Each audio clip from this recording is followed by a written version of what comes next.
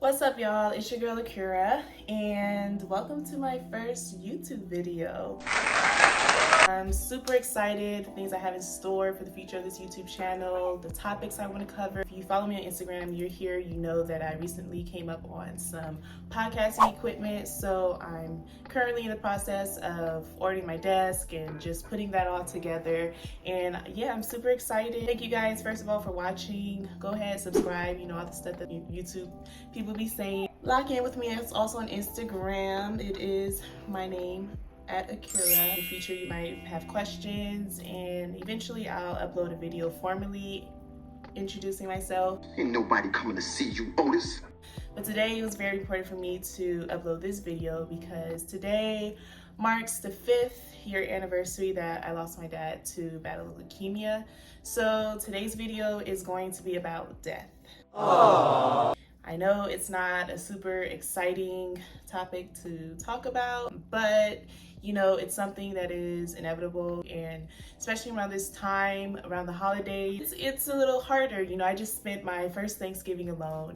It's a roller coaster for those of you guys that know, just emotions. One day you're fine and you can go weeks, just fine, and then one minute you just find yourself crying. So it's an emotional roller coaster, but I'm here just to let anyone that is dealing with loss, whether it's new, whether you're 5, 10, 20 years in, we're in this together. I just pray for your healing and just your journey of coping. They do say time does heal, not necessarily in the sense that you forget about your loved one, but that you just learn how to deal with life and cope with life a little better. So what I have here, my little handy dandy notebook, I just wrote down some pointers of how to just get through grieving around this time of the holidays. Let's jump right into it. So a little background story. I've been kind of infatuated or obsessed with death really early on. When I was younger, I just remember thinking of my will already, who I wanted my toys to go to. Here I am 10 years old thinking about when I'm gonna die. So, it's something that you prepare for, but as much as you can prepare, you're never really prepared. But I will say, if you are an individual, your parents you're getting out there, don't feel uncomfortable to have those conversations of their wishes when they pass away. If your parents in their 50s, 60s, they're planning for those type of things if they haven't already, but they're considering their plot.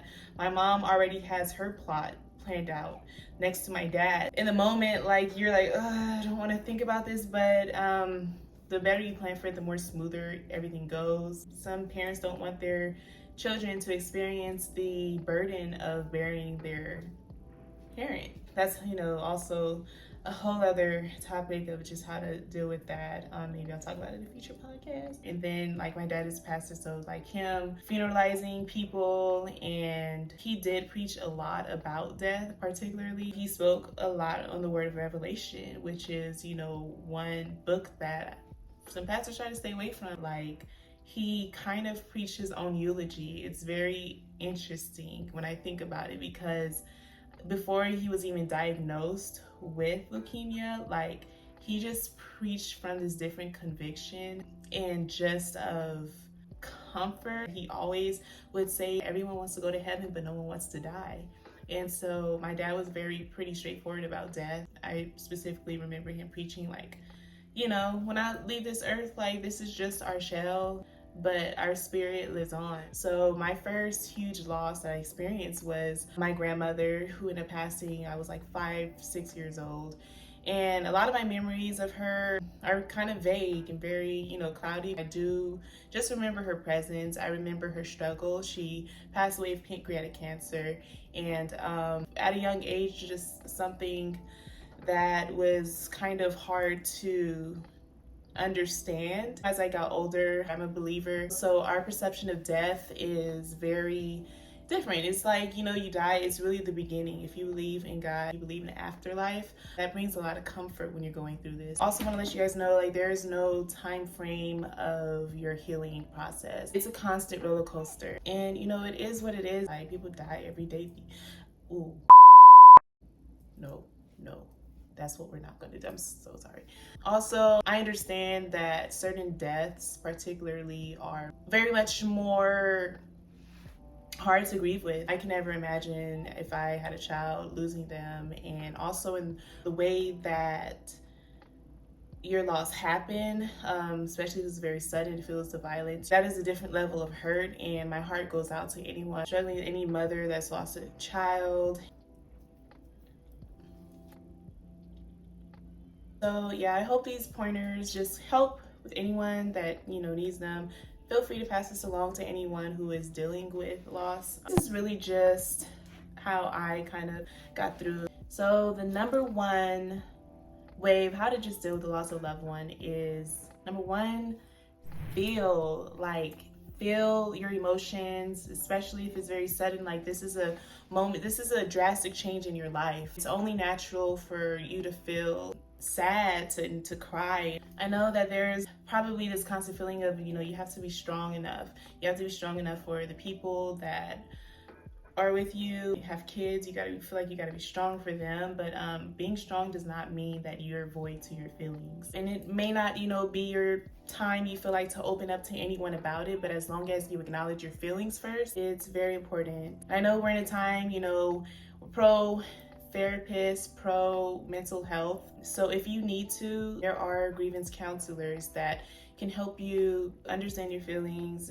However way that you need support, don't be afraid to reach out or to acknowledge the support that you need to get through this. Also be aware of the feelings that are not healthy, like feelings of guilt or just the what ifs. What if I'd done this better, or I should have just been maybe a little closer. Like, those, aren't healthy thoughts. And if you're feeling any of those types of thoughts, it's very important for you to just start the process of forgiving yourself. The way things happen were meant to be, and things are still in God's timing. And also, when you're acknowledging your feelings, don't try to suppress them with alcohol, drugs, or just other vices. This is a healing process, and those things, they're just not it. So number two, after you're done, feeling, acknowledging your emotion, take a break from grieving. Like, I know, especially if it's fresh, there are moments where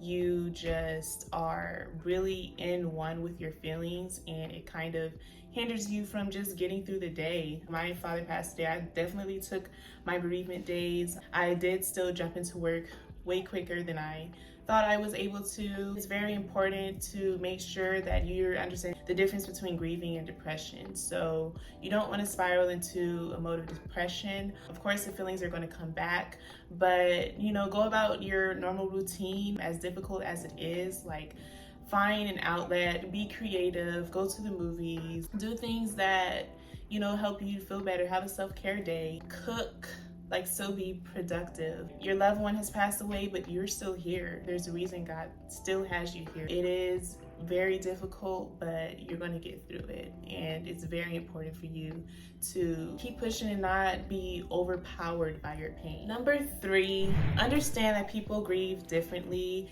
And this is especially important when you are going through loss of a loved one. With family members, everyone's grief is unique, and it's unique to them. People have different outlets. It may seem like they're fine, that they are not reactive. It does not necessarily mean that they don't care. People have other ways that they deal with their pain, and it's okay. Sometimes it may seem unhealthy, but give them time. Let them know that they have your support. Whenever they're ready to talk about it, that you're there. Also understanding, just the different relationship dynamics in the family that the one person had with that person. Like, I would never understand my mom, who was married to my dad. That's different. Not to knock down grief that we're all feeling, but the way I see it is that our parents do go first. I'm grateful for the time that I had with my dad while he was here. I was 22 when he passed away, so I had all my childhood and some of my adult life to spend with him. Number four, it is very important that you still hold on to your faith. I know death is one of those dark things where it's kind of like, especially depending on how it happened,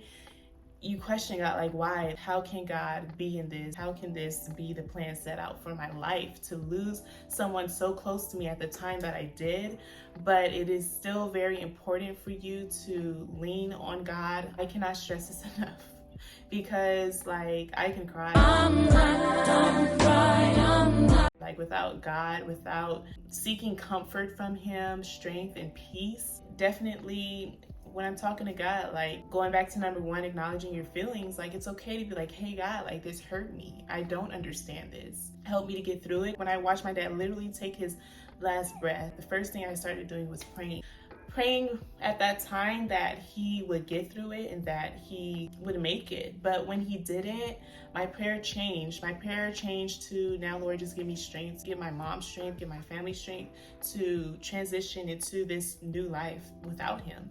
Just little things throughout my journey. I struggled a lot when my father passed away with nightmares for years. I always wanted like dreams. I would always be like, oh God, let me see my father in a dream or something like that. I just wanted to feel his presence again. And I dream a lot. Like it's actually kind of funny, weird.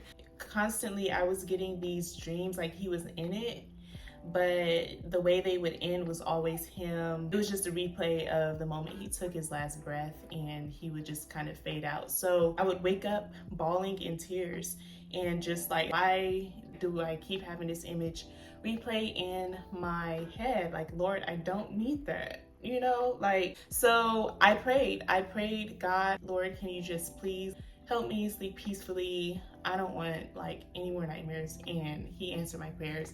I haven't had a dream like that in a while. So stay committed in your faith, because like the devil, I don't like to acknowledge him a lot. You are a non-mother-factor. But in moments at your lowest is when he likes to come in and it seems like beat you down at your lowest. And this is a moment where he knows your faith is more shakier, where you're experiencing thoughts of doubt.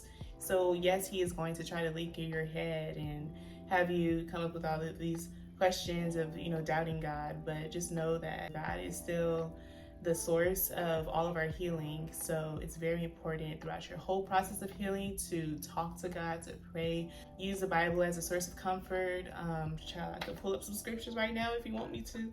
My dad, and as I say 1,000 times, he was a pastor. So it's very interesting when I have these conversations. It's like, you know, I grew up in the church, went to Sunday school, went to Bible study, and just always received the word from my dad. So when he passed away, weirdly enough, like I kind of grew more spiritually, because maybe this was kind of like my first real like drastic change that happened in my life. So, you know, I had nothing but to depend on it. So I definitely just saw that moment as an opportunity for strength.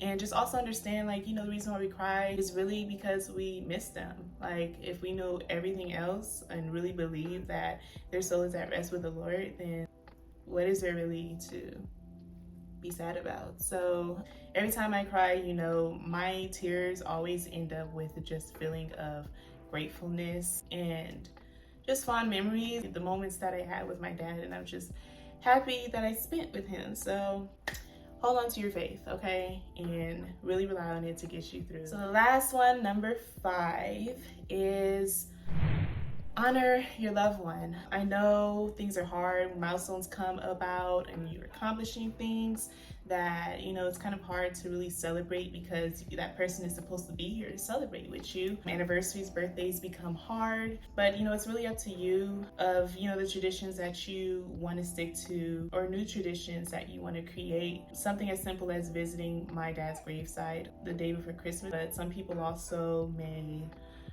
like to do the things that their loved one does. It helps them to feel still connected. You know, they're still a part of your life. Like, just because like time does go by, it's okay to move on. It doesn't mean that you're forgetting them. It just means that you accepted what's happened. While you're moving on, important to have, you know, those moments, traditions where you're acknowledging and honoring them. So give yourself time, give others time. So yeah, I hope this video helps anyone that is experiencing pain during this holiday season. Like, we're going to get through it. I know it's hard.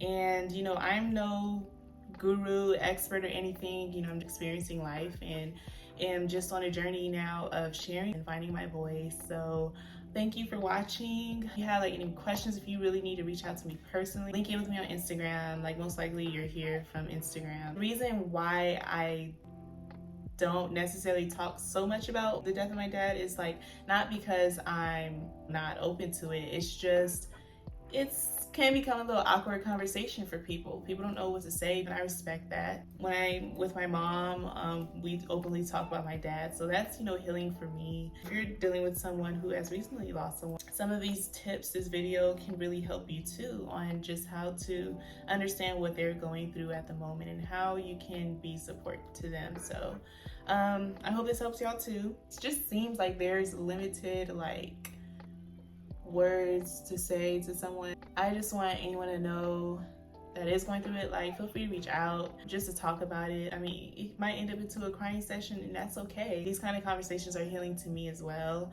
And, you know, like I said, I'm no expert on it. I'm just navigating, and I have no judgment for way people grieve. Feel free to lock in on Twitter too. I don't really go on there, but I said I'm gonna start. I really can only handle a certain amount of social media at a time. But genuinely, I know people say this all the time, I'm praying for you. I mean, really, my prayers go to you. This video may help anyone that is even trying to navigate the loss of a celebrity. Like, and I know it's like, you know, we shouldn't idolize celebrities, but when Kobe and Gigi passed away, I bawled. I cried like they were family, and I'm not the only one who did. It's hard to make sense of everything, but it's why it's so important to have faith, because when you have faith, you understand that you are not supposed to understand everything, and that's when your faith kicks in.